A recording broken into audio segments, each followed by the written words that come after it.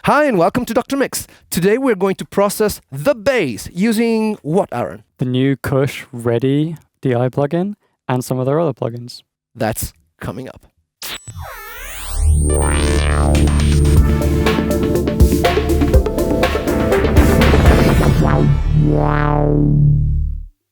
So how you guys doing? I'm very excited today because I get to play my favorite bass. It's gorgeous. Yeah, Sounds I love really it. It's a Fender Jazz 1992, made in Japan, and it's been with me for a long time.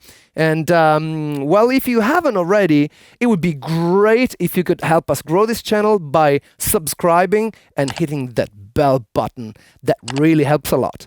So having said that, shall we dive into it? Let's do it. Let's do it. So Aaron, why don't you show us how we're recording today? Well, today it's a very simple chain. It's your Fender bass, which is running directly into the instrument input of this Prism Sound Lyra 2, which is a very transparent, very neutral interface. So Aaron, how about if we pull up the control panel of the Lyra 2? Yep, here it is. Okay, so let's get some levels going. We're on input.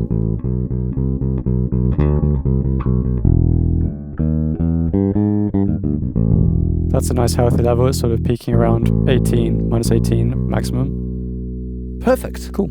All right. So this is the sound of the bass. Straight. Yeah, this is uncolored. Plugin's bypassed currently. All right. Let's start messing up with it. Cool. Let's engage it. So we can boost the level.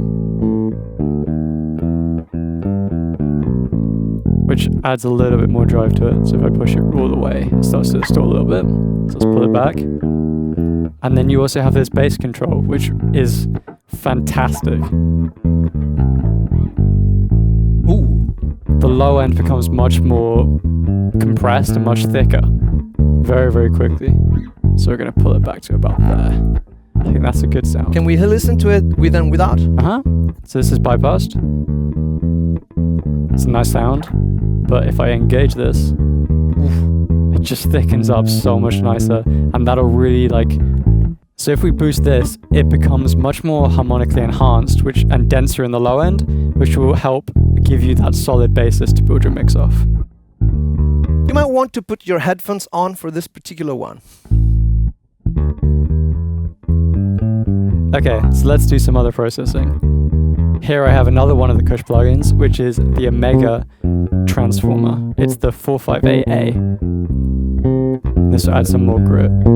So I can really push it and it'll distort, but let's pull it back till the lights are just about coming on. There we go. So without that, still a little bit much, so let's put it back. The last one that we have from Kush is this one, which is based on the A Designs EQ, and it's the Hammer, and this is fantastic. It's a band axle EQ, like the Pultec a little bit, so you can make big boosts, and it sounds very transparent. So if I boost sort of 2K, we can get that more clarity to the bass and pull it back. Nice. So let's try without those off. It's a very flat sound. Let's compensate for the level when we pull it back on.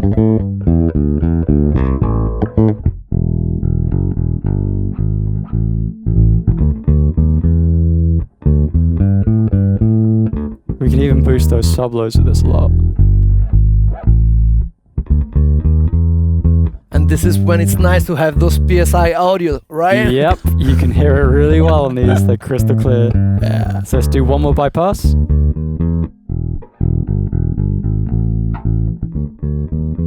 And back in.